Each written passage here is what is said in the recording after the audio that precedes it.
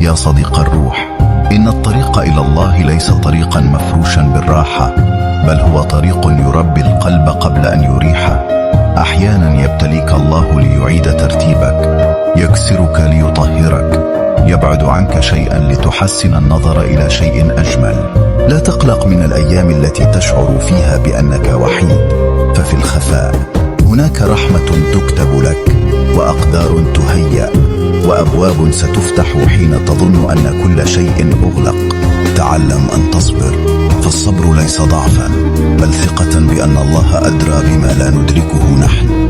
وإن شعرت بثقل في صدرك فارفع يديك وتقول: يا رب خذ بيدي، قوني وأصلح حالي.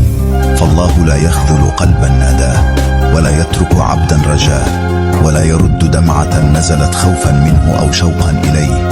واعلم أن الله ينظر إلى نيتك قبل عملك، وإلى صبرك قبل فرحك، وإلى صدقك قبل كلامك. فامشي في الدنيا مطمئنا، ما دام الله معك لن يقدر العالم كله أن يهزك. واجعل قلبك معلقا بالسماء، فكل شيء يفنى إلا وجهه، وكل تعب ينسى حين تأتي رحمة منه تملأ روحك نورا وطمأنينة.